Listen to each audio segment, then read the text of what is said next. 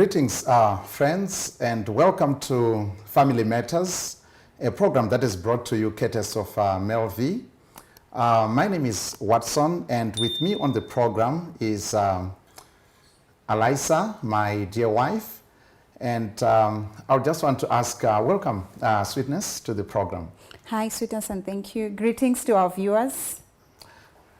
What do we have for our discussion this evening? What can our viewers look forward to? We are talking about 5 things that your spouse really needs from you. I'm glad we have such a topic, 5 things that your spouse really needs from you. Something that a person cannot do without, something which is so basic, so fundamental to the functioning of a person or a thing, whatever. So these are basic needs in terms of relationships, like in marriage. We are talking about this in the context of couples and people that are married. There are these basic needs. You know, I think one of the age-old questions that most men have asked themselves and each other, questions like, what really does a woman want? It seems like it's something that's quite exasperating to many men, trying to figure out exactly what is it that a woman really wants in life that can be satisfying to her. Are you guys that complicated? I don't think that women are that complicated. I mean, we have stayed together for 12 years, 10 months. Am I complicated? Just a lovely and beautiful damsel. But of course, I can tell you that in the first days and, you know, like first year, first 2 years and so on, it used to puzzle me also how really to connect and everything like that. Because I think I was trying to think of a woman as if she's also a man, as if she's a he. But then, thanks to, you know, the time that we have taken together, you know, reading through through a number of books and some principles that we have found that are so helpful. And these are the principles that we're going to be sharing with you out there. We believe that these principles will be very helpful also to you. They come to you through the filter of our personal experiences, and we have reason to believe that they are universal principles that govern relationships and that are so important, particularly with regards to needs that have been known and identified to be important. And so when we get into relationships, we have got certain expectations of each other. That's right. And some of the books that we have read and together have really explained and broken down the issues to us. And of course, we're putting in our own words today.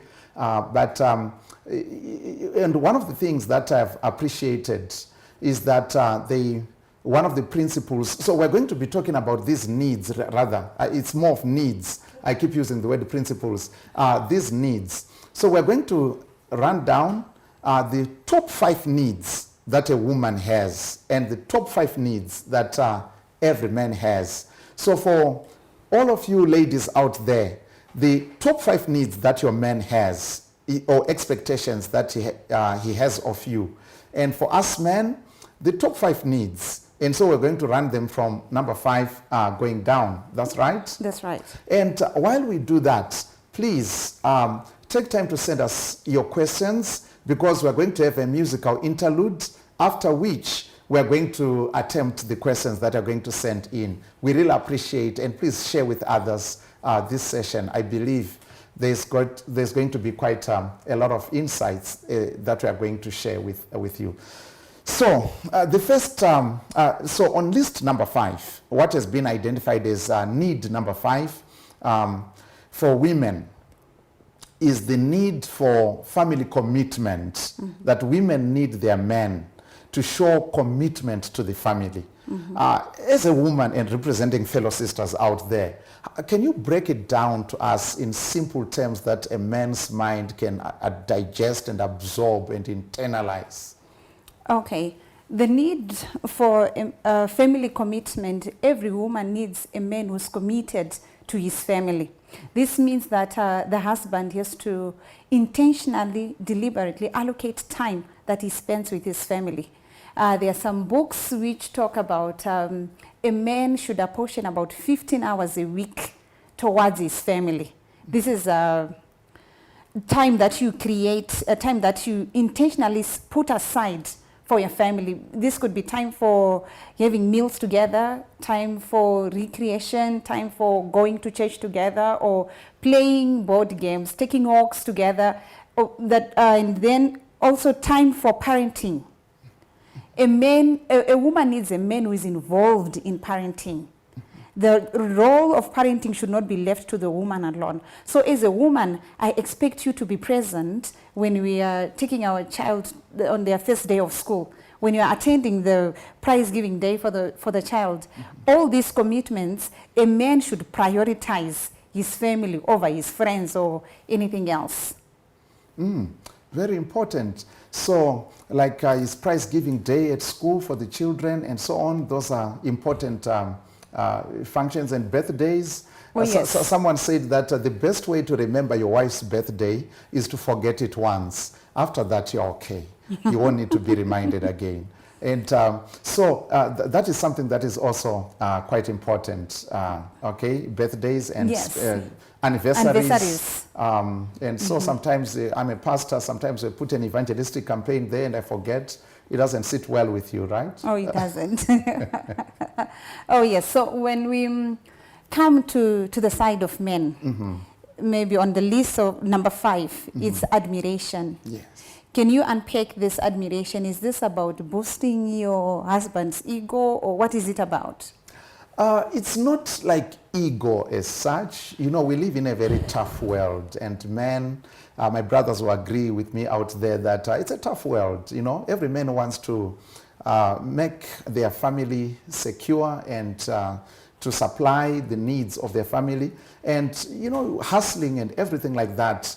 And so in all that, I think a little encouragement would go a very long way in energizing a man in their little efforts. So it's basically like, because sometimes what comes naturally to us as humans is complaining and, giving criticism and so on. But a compliment, appreciation of the little efforts, maybe it's just a little garden behind the house, and the first fruits, you pick the first tomatoes and so on. So, wow, I mean, this is so great and everything like that. Believe you me, that can energize a man to go and look for a farm. Just from that little compliment and so on. You know, in the book of Proverbs, chapter 27, verse number 15, it says that a woman who is always criticizing is like a roof that's leaking on a rainy day. You know, it's such an annoyance. No one wants that. So as men also, we really appreciate compliments and for our wives to be cheerleaders, even in our little efforts. Yeah. So I guess my sisters have just heard that the little that he does, you need to compliment him. Most of the times we look out at the negatives and overlook the positive that one has done. So it is important that we compliment, we become their cheerleaders, right? And maybe have I told you that you're my favorite preacher? Oh, and she's my pastor, by the way. I really appreciate all those compliments and everything like that. And coming from you, I know they are so sincere and they build me and make me a better person. And talking about that, how men try to supply for their families and so on. I've come to understand that need number 4 for women is financial security. Is it a question of women wanting money so much? Financial security. How do you interpret that? How do you understand that? How do you process that? I don't think it's about women wanting money, but it's an issue of a man being able to provide for his family. So like if you see in the Bible, when God created Adam, God gave Adam what he was supposed to do to take care of his family. So as a woman, I expect my husband to do something for the family, to take the leading role in providing for the family. Of course, we have quite a number of women who are now working, who can provide for the family, but it is also important, it is important for the husband to take that leading role in providing for the family. Even if I'm bringing an income, it may be higher than yours, but the man should do something towards taking care of his family. So that financial security, it gives me peace of mind that even if your job is that little, but you put effort in providing for us as a family. You look at the things that we want and you find ways, of course, legal ways of providing for the family. There it is, my brothers out there. The duty that faces us, I mean, for women, it's a basic need to have that sense of security that we are going out there and we're doing our best. I think even in the natural world, I've seen somehow this playing out. I've watched like penguins, how they make their little nest and everything like that. The guys are the ones that go first to this place where before the girls come. They come later on after the boys have built these little nests. They use some stones, you know, and then the girls have to pick. And even a lot of birds, they have this kind of, you know, before they choose a mate, they have to maybe build a nest, and if the girl is impressed, then they choose, you know, something like that. So I think it's an element that is even found in the natural world, that it's important for security and peace of mind. Oh yes, it lessens the stress, the burden on the woman. Yes, and basically I think it's somewhat explained by scholars that women, if a woman is to work, let it be a choice that she has, rather than something that is really a desperate means to really take care of the family and so on. We know there can be exceptional circumstances, but we're talking in general here about the ideal kind of situations and settings. Okay, and when we come to the fourth need for men, they say it is home support. What type of support is this? Every man's dream and fantasy is to come to a home every day, maybe at the end of the day, they've been working so hard and something like that, to come to a home that is organized, that is peaceful. So an ideal entrance, I mean, like he comes home, perhaps if his wife is there earlier or if she's home, and they're there to receive him and everything like that, and he has a guard of honor inspection of his family, and, you know, quiet family time, peaceful and everything like that. Maybe after taking a meal, a small walk, take the children to bed, and have great love making afterward. And then he dozes off. So that's kind of, so a peaceful, organized family setting. Okay, so this is the responsibility of the woman to make sure that the house is organized before the husband comes from work. All the toys are boxed, everything is in order. Is that what you mean? Every couple or every family can find a way in which they organize and share, distribute their roles and responsibilities. But at the end of the day, a man looks forward to a home that is that order and which is that organized, because people have different kind of situations and settings. So it may not always be the same for every person, but we're talking about a basic need which has been identified in numerous studies. That's right. That it is a need that is there. But people need to do what works best within their context and circumstances. Yeah. Yes. And so coming to number 3 for ladies, the need for honesty and openness. The need for honesty and openness. In this day and age and era of passwords on cell phones and so on, how does that go? And maybe how does, typically, how does a woman process or interpret that?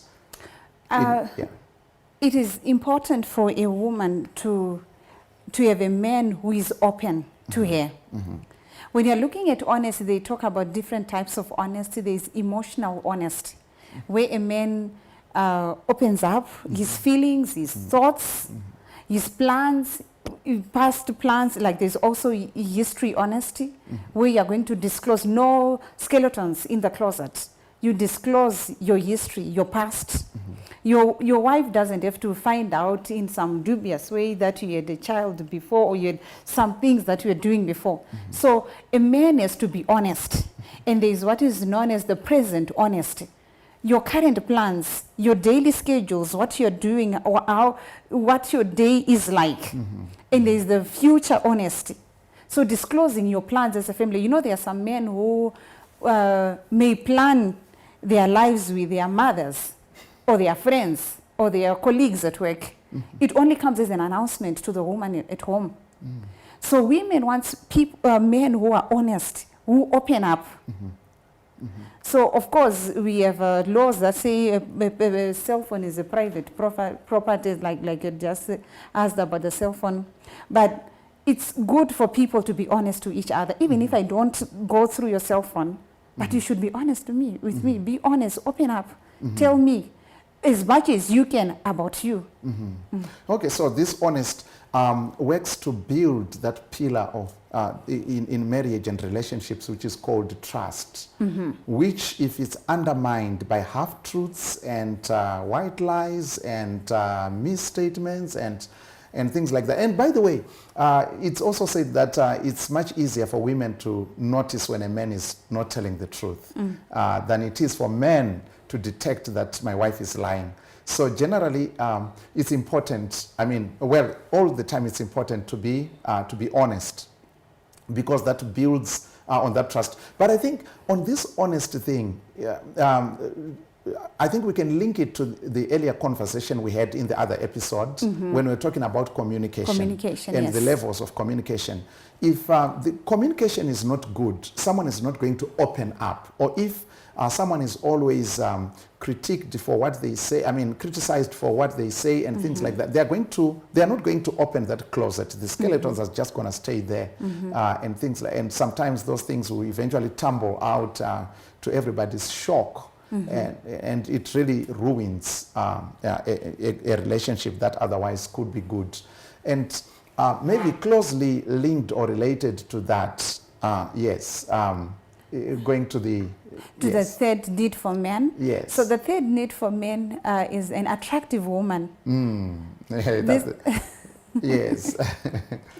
I've always wondered, what does this really mean? Because, someone may not be really gifted, or because of their genes or something else, they may not be that attractive. So what does that mean to a man to say they want an attractive woman? Yeah, attractive. That could, there are issues like being pretty, being attractive, and these, a person's beauty, like is the old adage that beauty is in the eyes of the beholder. Different people appreciate, different men appreciate women in different ways in terms of their physical attractiveness and so on. Yes, because this is talking about physical attractiveness. Yes, that's right. I think the one of the most important things we have to really put out there is that men are visually oriented to a large extent, visually oriented, and so their sense of sight, and it's a very important,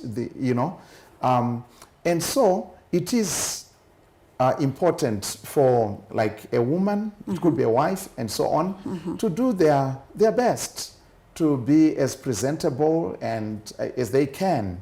Okay, if this is a wife, of course that also is linked to issues of financial security and things like that we talked about earlier on.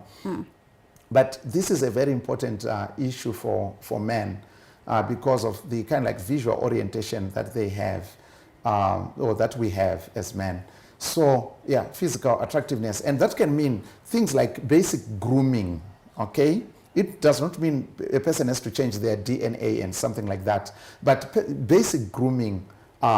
Just being neat, well-arranged hair, looking, nice and powerful, So, it's things like that, things that are within our control that are so important, so that a man is proud to say, oh, laying Koskazian, here is my wife, He doesn't hesitate, he doesn't have to think twice about that.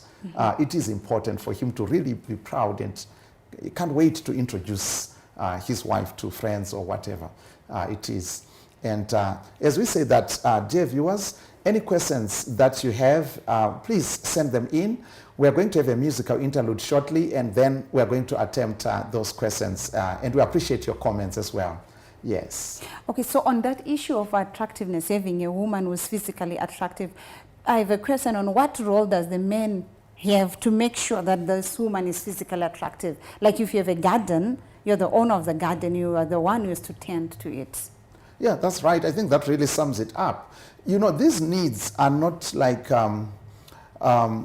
we have these needs they are complementary. Mm-hmm. Okay, they are they are interlocked. Mm-hmm. They dovetail into each other. Mm-hmm. So if a woman's needs are also being met and everything like that, naturally the tendency is she'll do all she can to really arrange herself and to be presentable, well groomed, and so on. So we have to each one do their part, mm-hmm. and then we'll be able to meet each other's needs that way. Oh yes, so this is to my sisters, like the time that you used to take to arrange yourself, to make sure that you look well when you are going out for a date. You should continue to do that even after having 5 children. Mm-hmm. Make sure that you look good for your husband when he comes from work. I mean, you should look good. We should not discard what we used to do before we got married, which I think, of course, sometimes people get busy, you get preoccupied with other things, such that you overlook your looks. But what we are saying is don't overlook your looks, even with your added responsibility. Maybe now you have children, you have other things to take care of. You still need to look presentable. These guys still need an attractive woman.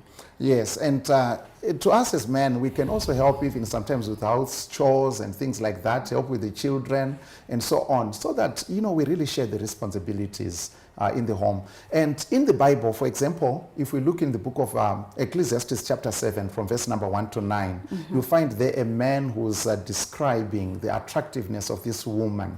It's a beautiful section to look at, very romantic indeed. Mm-hmm. And need number 2 for women, I've come to understand it is the need for intimate conversation. Mm-hmm. Women like talking, they like stories. Mm-hmm. Yes, women like talking, like they say, the research has shown that infant babies, mm-hmm. girls, they move their lips more than the boys. And they say women may share about 25,000 words in a day compared to a man who may speak 10,000 words in a day. So this means that women want to talk. Like we had a presentation on communication. Mm-hmm. So it is a basic need for a woman, mm-hmm. to be able to talk to the husband. Mm-hmm. Not only me talking to you, but you talking to me also, mm-hmm. responding, mm-hmm. to what I've said. Yeah, so tell me, what kind of things do you want us to talk about? Because for me, naturally, maybe we're talking about Manchester United and things like that, and so forth and so forth. Politics, Trump, and to me, we're talking. To me, let's talk about us. Mm-hmm. Yes, we can talk about politics, we can talk about Trump, we can talk about soccer, we can talk about all things, but let's have time to talk about us. Mm-hmm. Let's have time to converse. Mm-hmm. Like you talking to me, when you looked at the communication presentation, you mentioned something like men may go into a cave. As women, we don't like you to be in a cave. We want you to be talking to us. The time that when people, when they are dating, they create time. Maybe they go out for a movie, they go out for they do something or a meal together. Mm-hmm. But during that time, they take most of their time talking, mm-hmm. to each other. Mm-hmm. Yes. They create time to be together so, mm-hmm. that they can be talking. Mm-hmm. Now, when we get married, you all of a sudden are busy, mm-hmm. with, mm-hmm. your stuff. Mm-hmm. We are no longer talking. And it frustrates a woman that we are no longer talking. A man comes from work, he's still on his cell phone, he's on the newspaper, he's on the news. He comes to eat, you stand up from eating, you go straight to bed, or even without having family worship time or something like that. But it is important. I mean, there's a book by Steve Covey, I think, which says 7 Habits of a Successful Family. Mm-hmm. This book talks about him creating time for his wife. In his busy schedule, he's such a busy person. He's a motivational speaker who moves around the world. But he creates time for his wife, for all his family members, like we had that need number 5 on family commitment. He creates time every, I think he has 2 daughters. Every week he has scheduled time for his daughter, time for his wife. So if he misses that appointment because he's gone out on his travels, he comes back to create more time. So as a woman, in fact, so what they say is you need 15 hours together as husband and wife. This is outside the 15 hours that are recommended for the family as a whole in case that you have children. So as a man, plan your week as heavy to have 15 hours between the 2 of us.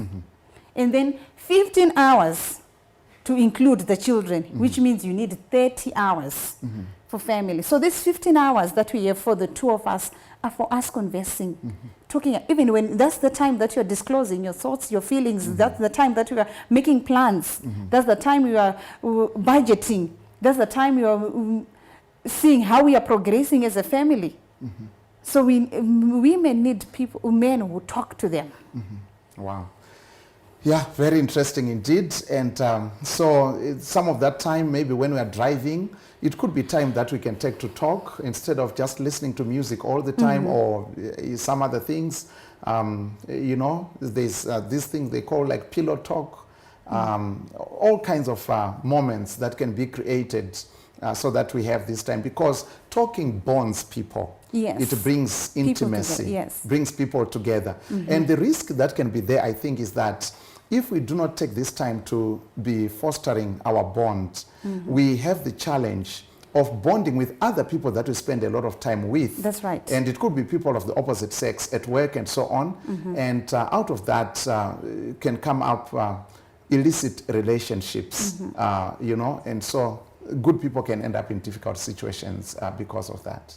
Yes, and yeah, I think you can also have, you create the time depending like on your schedules, but be intentional and deliberate in creating that time. It's actually important to talk about it, yes, to discuss about it, and to agree and to commit.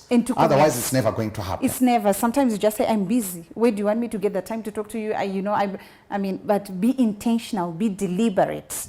And sometimes we as men, we just say, you know, I'm working so hard to make sure that, you know, we build paying off that mortgage or whatever it is. You know, where do you expect me to create the time from?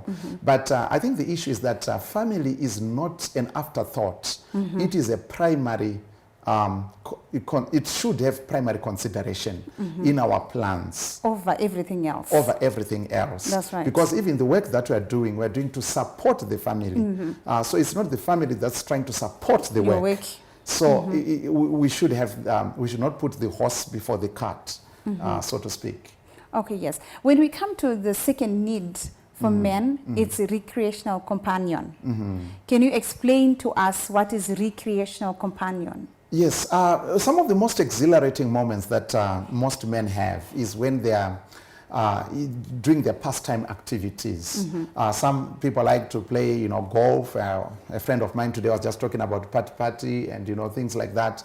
You know, they just like, you know, so during those moments, those are exciting moments for most men, and they really would want for their women to be there with them.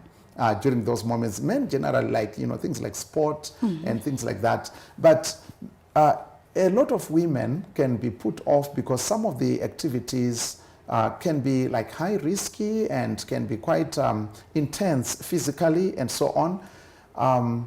Or sometimes it's just something like supporting a soccer team.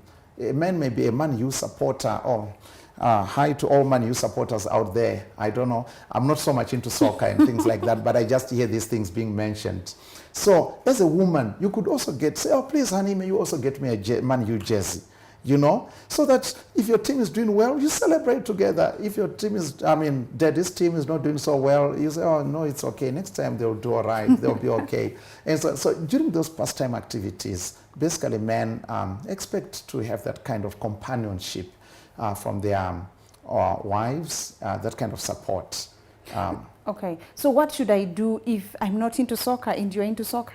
or like someone's pastime activity is politics, and I'm not into politics, should I also come and support you in that? What's my role? I think what's important to begin with is just the awareness, and then being intentional in beginning to look for those kind of activities that one can also get involved in. Because it's not always it's not just one thing. There could be a number of things. So it's intentional in looking out for those things so that you can get involved. Oh yeah, that one I also remember. I think the two of us, he likes documentaries, and I'm not so much for documentaries. But sometimes I have to create time to watch the documentaries. Yeah, and of course, one of the things that I really appreciate, I also like astronomy, and of course, just learning more about the natural world around us. But astronomy is one of my favorite areas. And you bought me that beautiful telescope. I haven't used it yet because I'm still looking for the tripod for the telescope. But I really appreciate, I really appreciate that. Thank you. Yes. And so, coming to number one need for women, guys out there, what do you think need number one for you that your woman has? The expectation number one that she has of you. What do you think it is? Take a guess. You are right. It's affection. May you unpack this for us? What does this mean? Affection is the first need, the most important need for women. Affection brings people together.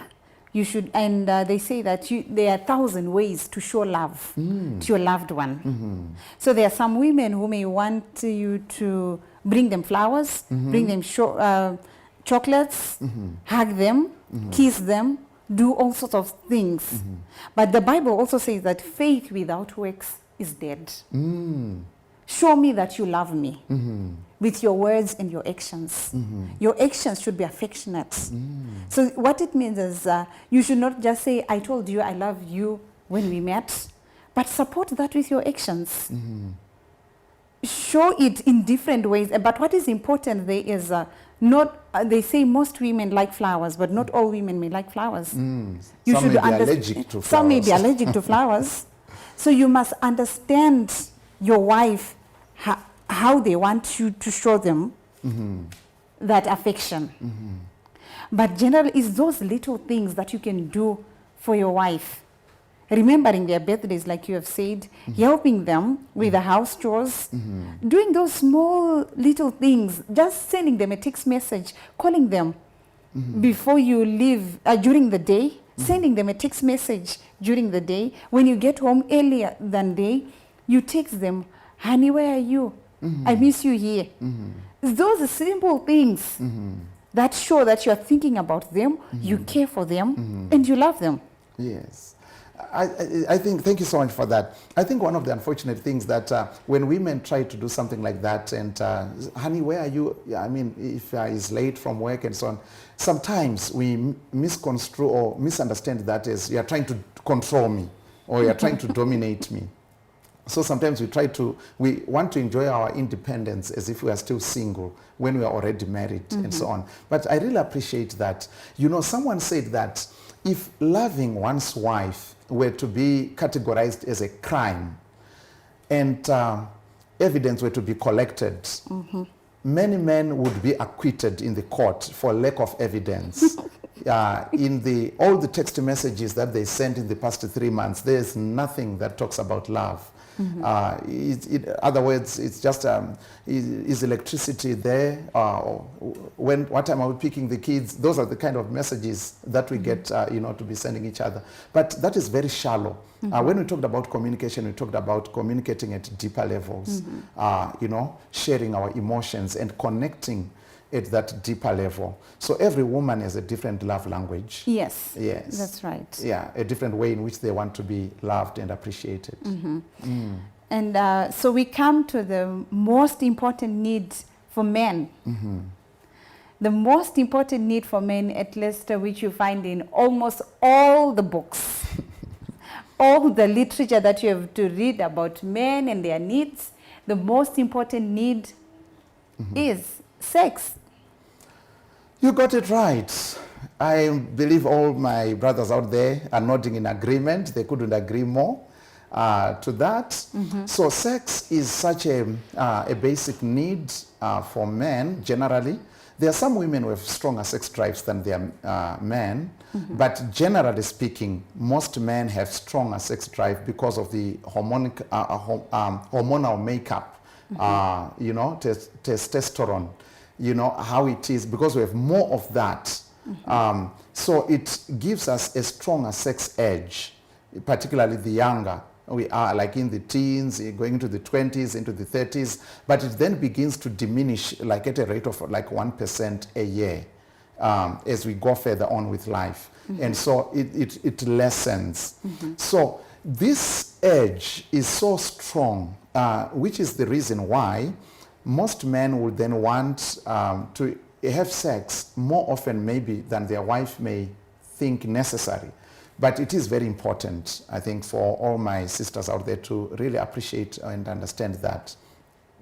And because this is also physiological, because, you know, it's physiological. And I think, generally speaking, at the height of this sexual, energy, men expect maybe to have sex in about every other 72 hours or something like that, okay? So because it's a physiological condition or need rather that is there. So yeah, it is important. But the tricky part is our interpretation of that as men and women. It can be different. That's right. And that's where clashes can come in.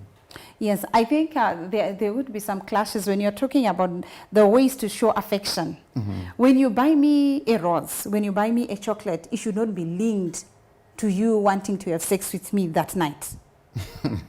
Your present should not come with the strings that every time you want something from me, you bring this, you show affection to me. As a woman, your ways of showing affection should not be linked. Like when you're coming to hug me, these hugs should be done every time where you ever possible, not that you only hug me during time for love making.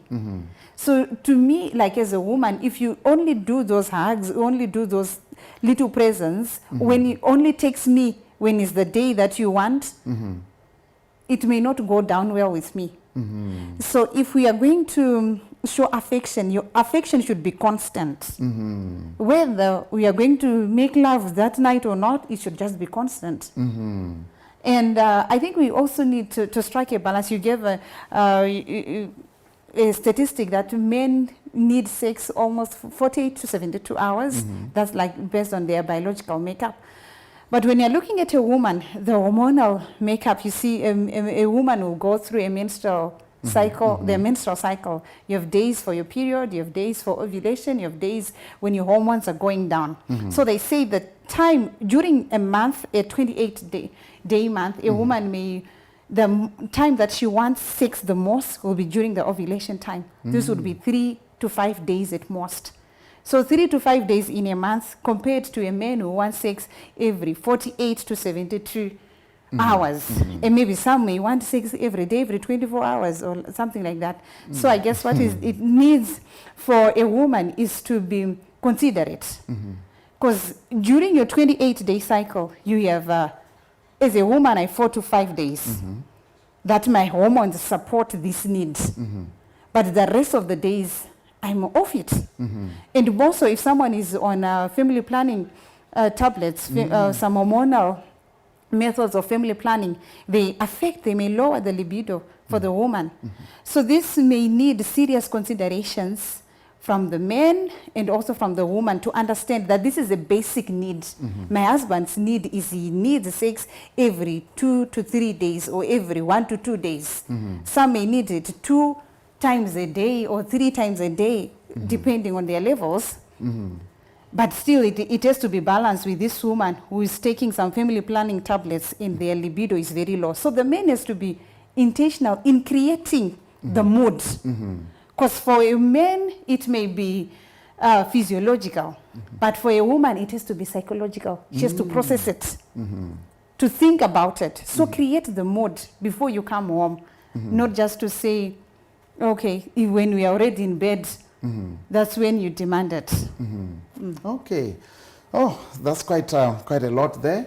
And it has been said that also frequent sex is helpful to men with regards to prostate cancer Yes, prevention. that's right. Okay, that's right. Yes. Yes, I think when they do the prostate cancer test, they look at the PSA. So the frequent that you empty your testicles, the better.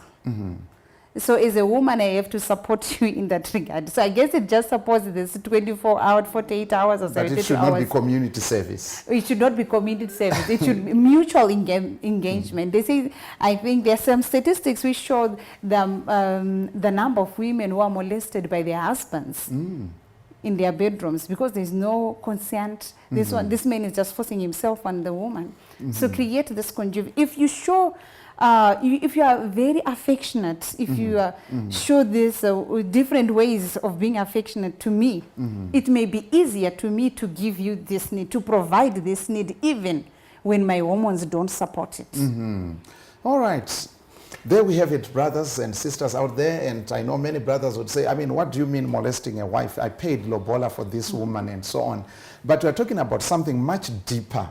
Connecting at a deeper level, something more intimate, more personal than just the transaction that took place, you know, and bringing the two families together. That's what we are talking about. We are talking at a much deeper level, not just on a customary and structural level up there, but at a personal level. We really appreciate the time that you have spent, watching this presentation. And please, may you send us your questions. We are now going to take a music break. When we come back, we're going to attempt the questions that are going to send in. Please stay with us. Are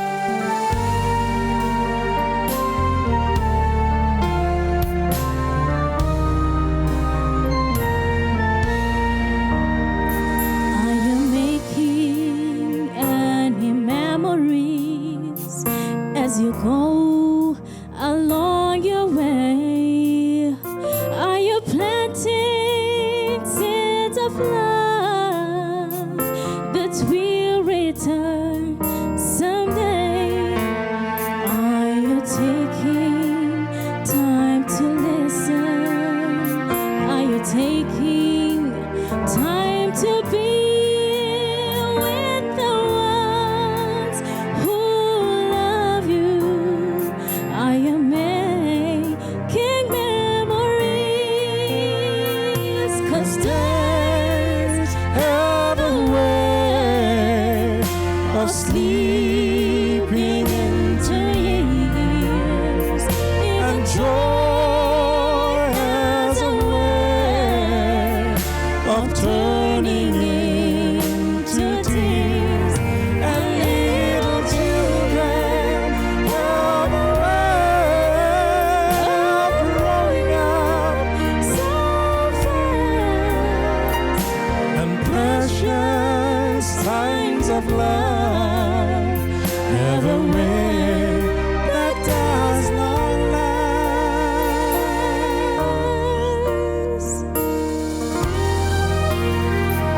Is your life in any way an honor to the Lord?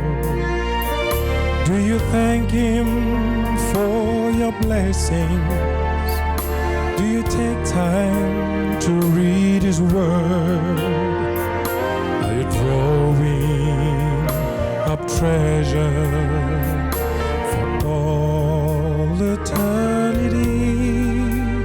Are you really living? Are you making memories? 'Cause days have a way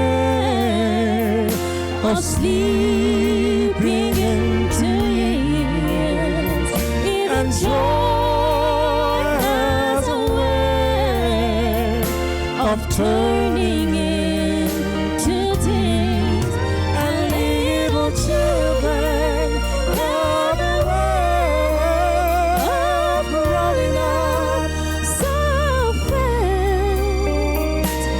Precious times of love have a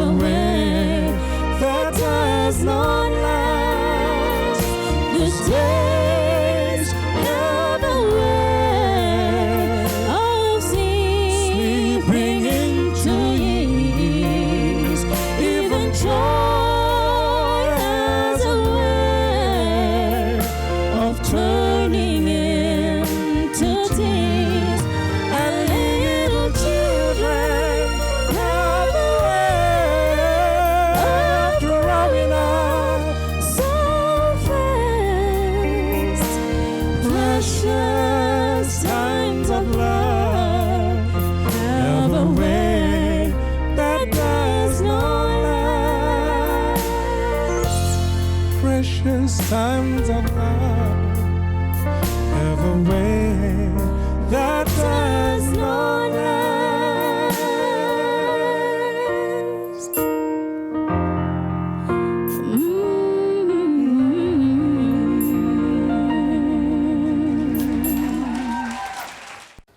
Welcome back, dear friends. You're still watching MelVee Broadcasting Network, and we're talking family matters here. And we have been discussing and talking about the needs that we have as men and women and how we can meet those needs. With me still is Alaisa, my dear wife. I call her my vivacious wife. So we thank you for the questions that you have sent in and comments and suggestions of some of the issues that you're asking us to touch upon. And hello, Mr. Machona, watching from Harare Blessing. We really appreciate, and everybody else. You have sent us some issues that you request us to touch upon. And one of those issues that is asking us to touch upon is the issue of differences between men and women. Mm-hmm. Is this a weakness? Is this a strength? Should women be men or men be women? I mean, what are your thoughts on this one? Okay. I think God made us different for a reason. Mm-hmm. And our differences should not be a source of problem. Our differences should be complementary. Mm-hmm. When we use our differences to complement each other, we will build strong families. Mm-hmm. I should not try to be a man, and you should not try to be a woman. Mm-hmm. We should just complement each other. When you're looking at these needs, like we look at the 5 most important needs for men, 5 most important needs for women, they are different. None of them is the same on the mm-hmm. list. Mm-hmm. But these people should come together to build a strong family. So these differences should help us to build a strong family. They say we should be united in our diversity. Yes, we should be united in our diversity. So in other words, I should not, yes, I'm hearing you correctly, if I'm hearing you right, mm-hmm. I should not try to, a man should not go out of their way to try and to panel beat their wife into a man. No. So the differences are naturally designed mm-hmm. and created by God so that there is complementarity. That's we complement rather than compete, or there should not be a source of conflict. No. But that is where it should actually be the source of joy. Mm-hmm. And when God was making Eve, the Bible says there was no one equal to Adam that was found among all the created animals or that were there. Mm-hmm. But when Eve was made, was created, she was equal to him, to stand by him as someone who would complement him. Mm-hmm. As a helpmate. As a helpmate. In fact, when the Bible talks about the creation of man, when that plan was being discussed by God mm-hmm. in the book of Genesis chapter 1, mm-hmm. the Bible says here, in verse 26, God says, let us make man in our image and in our likeness and so on. Mm-hmm. Verse number 27 says, so God created man in his own image. Mm-hmm. In the image of God, he created them, male and female. He created them. Mm-hmm. Okay? This thing that we call man, it's Adam. Adam is not like a personal name for that man. Of course, we also use it like that. But that word in Hebrew, Adam, it's actually humankind. Mm-hmm. And the one who is called, when God says when the Bible says God created man in his image, male and female created he them, there is something dynamic which the Bible is communicating there. It is the dynamism in what the Bible calls a complete man. It is when the two come together that you have man in the image of God as a shadow of the dynamic nature of the triune God. So men and women were created with these differences. They are not a mistake. We should not try to erase them or ignore them or try to correct the other person, so to speak, and say, you have to, why can't you think like me? That's why God didn't make another Adam. He made Eve. So it is important, I think, for us to understand. Otherwise, we put each other through a lot of stress and unnecessarily trying to correct something which is already correct. Someone says, if it's not broken, don't try to fix it. Otherwise, you break it. So those differences are there and they are real. They are there and they are real. We should never underestimate them. We should rather get to understand them and then capitalize on them. Yes. And use the differences for the best of the family. Yes, they're actually designed for that purpose. So that where I have a blind spot and where I can have overlook something, you complement on that side. So if my wife is asking me questions, how about this? She's not challenging my authority. You are not challenging my authority, are you? No, I'm but not. There are areas that maybe I've overlooked. And then in this way, we complement. And of course, those needs that we talked about, they're different. The 5 of them, they're different. They're different. And so that shows that these differences are not imaginary. They are real and they reflect in these needs. And another question that has come, or rather request, it's a question really. Can a woman initiate sex in a relationship? I mean, it's husband and wife. Is it just for men? Yes. Can a woman say, I feel like today... Yes. Yeah, definitely. I think it is also good for the woman to initiate. This thing is for mutual enjoyment. Sex is for mutual enjoyment, even though it is the greatest need for men, but it is for mutual enjoyment. So if it is a day, for example, I explained like on the 28-day cycle for a woman during ovulation time, she is like on heat, like we know with the animals. With the cows. Yes, with the cows. So during that time, if she wants, she should be open enough to talk to the husband. And I think sometimes this comes with why women may not be open enough. It could be issues of taboo. When you grow up in societies that we have put this topic of sex as a taboo, it also becomes difficult for some couples to discuss issues of sex, even what they are comfortable with. People should be able to discuss what they are comfortable with during lovemaking. It should not be only about meeting the man's need, but what the woman is comfortable with, what the woman enjoys. And if it's the day that she wants, and the man should do his best to fulfill what the woman is requesting on that particular day. Yeah, and especially considering that earlier on you mentioned that there's about a 5-day window period during the menstrual cycle when a woman really feels maybe. And so sometimes maybe because of upbringing and different traditions, a man may feel what kind of woman is this, you know? But on the days that he himself wants, he expects that his need be met. So this, as you have said, it is supposed to be mutual, with mutual consent and enjoyment and everything like that, in an atmosphere of affection.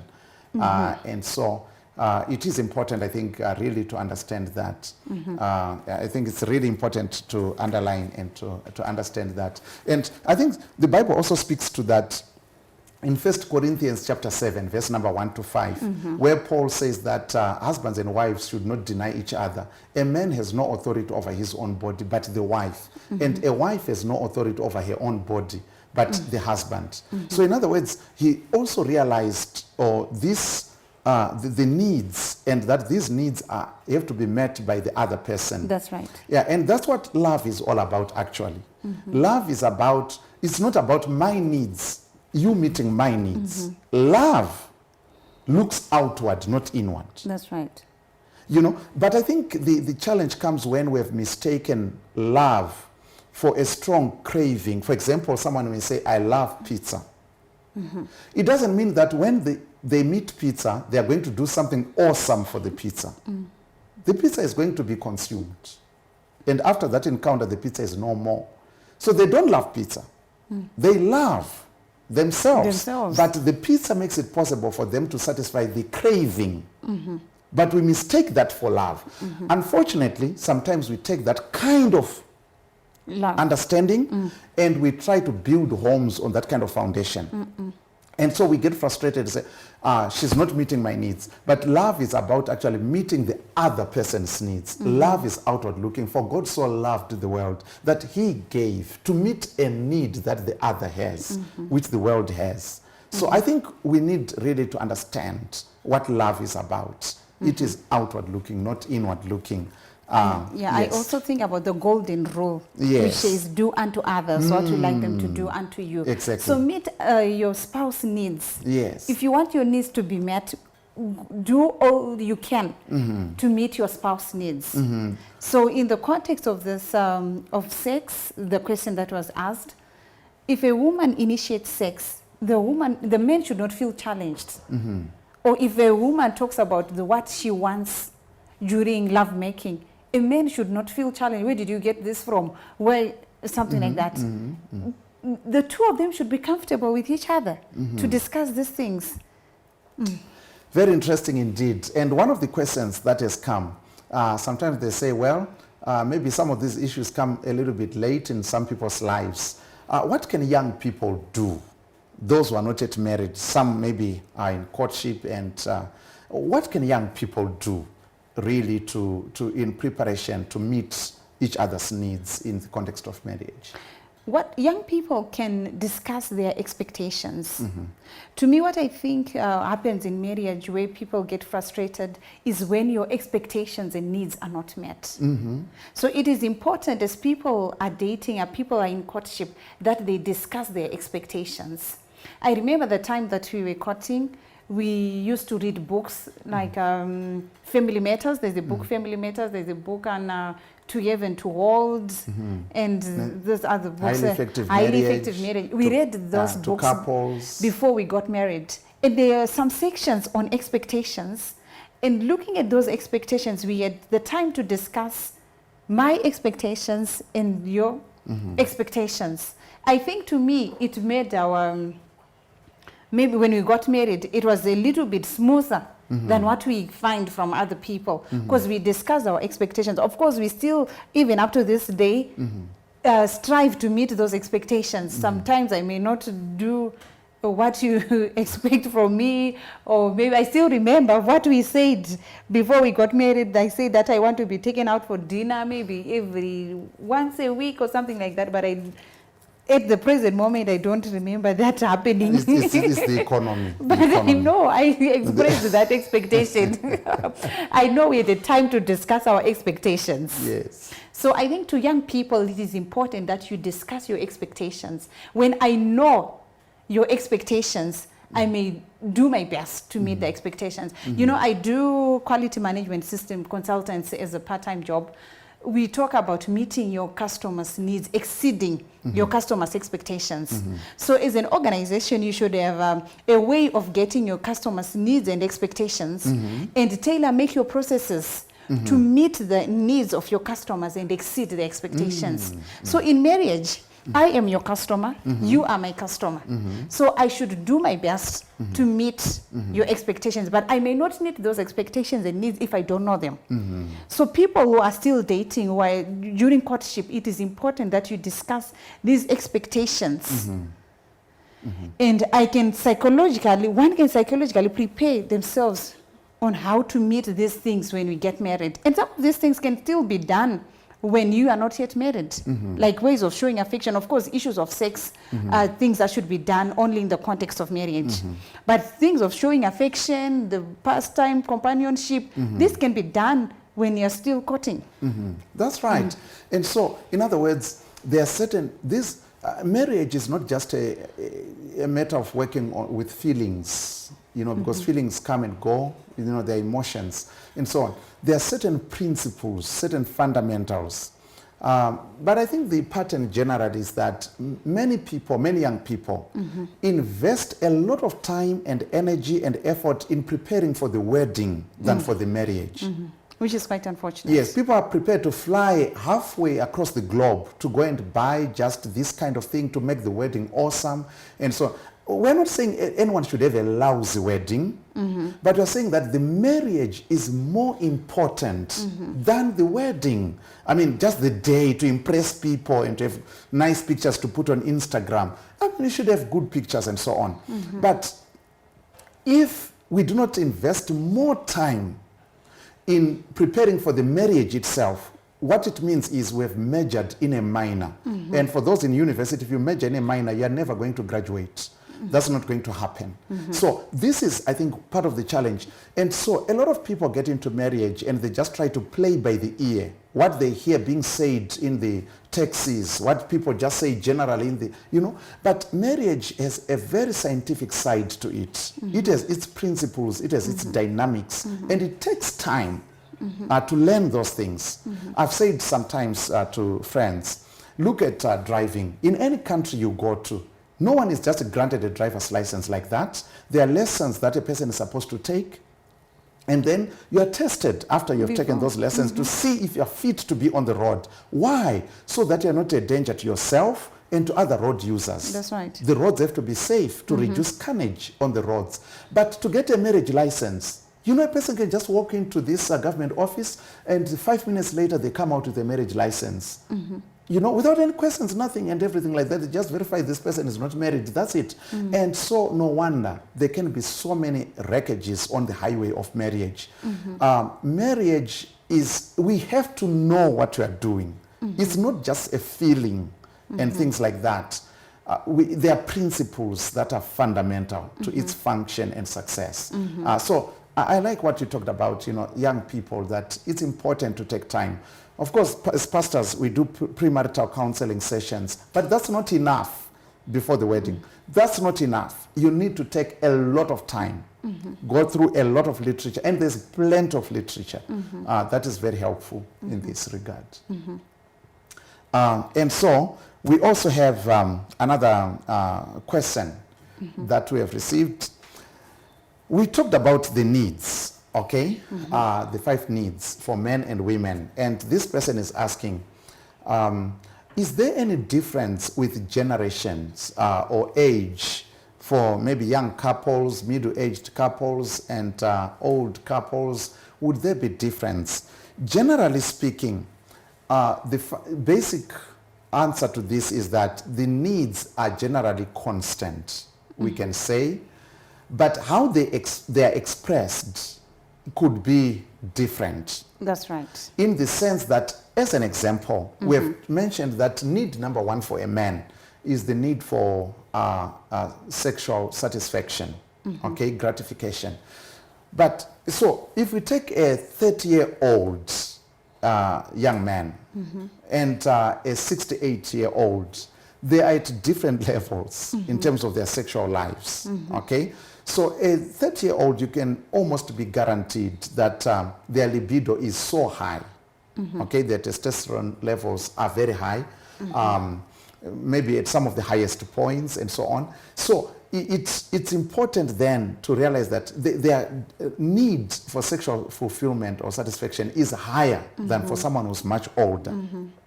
Okay, but that's not to say that that need is no longer there, but maybe the age for someone who's older is now much less. But I think for women, the need for affection is, I don't know, is it constant through?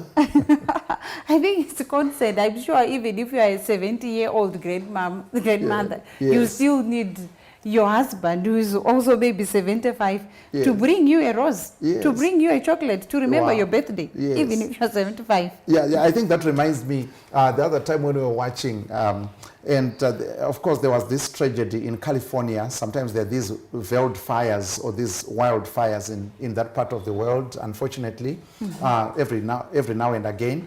And there was this old lady. Her house had been burnt down, okay, in that inferno. Her house had been burnt down. And, you know, in the smoldering ruins of her house, you know, I couldn't believe. Even their shoes were melting because the ground was too hot and everything. She was, I mean, crying and, you know, rummaging through the, you know, the whatever remains were still there, looking for her ring, her wedding ring. And she was not talking about any of the other possessions. I said, wow, if, you know, the need for affection and the sentimental attachment to something like this is this strong, then as men, we better really take this thing very seriously, you know. And so, so the need for affection maybe is constant and so on. But I think one of the things we can say is that for younger couples, maybe people that are 5 years and below in marriage, you are still at a stage where you are learning each other. You are getting to understand each other better and everything. It is at that stage where a lot of friction can take place. That's right. And they say that's the time where a lot of divorces occur. And yeah, it's a lot of divorces can occur because if we don't have an understanding of these differences and the basic needs, and we just say, I mean, this is crazy. Who thinks like this and so on? And so we end up ruining something that could have come out so beautiful had we taken time to really understand what the dynamics are, the needs, the expectations that our spouse has. But as people get past that age, they get to understand each other better and to anticipate each other's needs and to meet them. And, you know, so as we get older, even arguing and quarreling lessens as people progress because they have gotten to understand each other much better and so on. So I think it is really important for people that are looking forward to marriage to take time to invest. I cannot, if I could speak in capital letters, I would be using them right now. And they would be bold, believe you me. It is important to take time with your fiancé, to go through some of this literature, some of these books. It makes a difference. That's right. Yeah. So I think these are, I don't know, something else that maybe we talked about the need for that men, one of the needs, basic needs that men have is a need for an attractive woman or wife. And I think during the break you mentioned that sometimes some women may feel like what my husband wants me, the kind of hairstyle that he expects or the kind of clothes that he wants me to put on, I'm not comfortable with that, and then that can be a reason for, you know, confrontation or conflict. What are your thoughts on that? Now, to me, I think these things should come through negotiation. Of course, what you want as a man, you want a physically attractive woman. And you come to tell me that I want you to have this hairstyle, which I'm not comfortable with. So before I can do that hairstyle, I mean, we need to get to a mutual understanding. Or there are certain clothes that a husband may request his wife to put on. There should be a mutual understanding. So I guess there are some people, I mean, we hear all sorts of these questions that my husband wants me to cut my hair, or my husband wants me to do these braids, or do whatever hairstyle that they want, that the man wants. Maybe you've seen it on someone at work, and you want that to be translated to your wife. Yes. But I guess it all needs mutual understanding and negotiation, and something that fits this woman, because I'm the one who's going to put on those clothes. I'm the one who's going to wear that hairstyle. So it should be something that I'm comfortable with and that also suits me. Okay, that's right, as a person. So in other words, it cannot be a matter of just giving instructions that by the time I come back from work, you should be having this hairstyle and something like that. So I think it also goes back to the issue of communication. Yes. That what level are we communicating at? So if we're communicating at very superficial levels, level 5, level 4, and so on, we don't have that bond, and then someone all of a sudden out of the blue just says, okay, I want this hairstyle. That may really sound like, demeaning, or you are demanding too much or something like that. So I think the most important thing is to understand that we are partners. Yes. And we are colleagues, we are friends. Everything should take place in the context of friendship, Yes. and mutual understanding and love. Everything should be driven by love. Yeah, and in fact, as the Bible says in Ephesians chapter 5, verse 25, that husbands love your wives. It speaks to the issue of affection. So God actually and it's repeated also in Colossians, husbands love your wives. So I believe it's because God knows what kind of persons he made when he created women. And another thing that we could add there is that when Adam was created, the first thing he did was to do his job, to name the animals and things like that. But Eve was created straight into a relationship. So maybe that's why Eve's daughters still value affection. And connecting, is something that is so important. We really appreciate the questions that we received, and the probing suggestions that we got for us to touch on some of the topics. Any thoughts that you would want to share, something maybe that's on your mind? Otherwise, we're coming close to the end of our discussion on needs. Yeah, to all my sisters, I'll say, do your best to meet your spouse's needs. And when you do that, you're investing, and you'll get better returns when you invest in meeting your spouse's needs. Okay, that's right. Yes. So we're going to, so that's very important, meeting your spouse's needs. It is so important for us also as men, all my brothers out there. Let's love our wives, as God says that husbands, love your wives. A woman has an amazing capacity to receive, both to receive and to give love. And what a woman desperately wants is to be loved and to know that she is loved, and for that to be shown in different ways. We really appreciate the time that we have had together. Shortly, we're going to have a song, but before we have that song, we really appreciate you taking time to be on MelVee Broadcasting Network and to watch this program and many others that will be coming your way. We really appreciate and we really thank you. So from us to you, we say it's goodbye for now, and please be blessed by the song that's coming.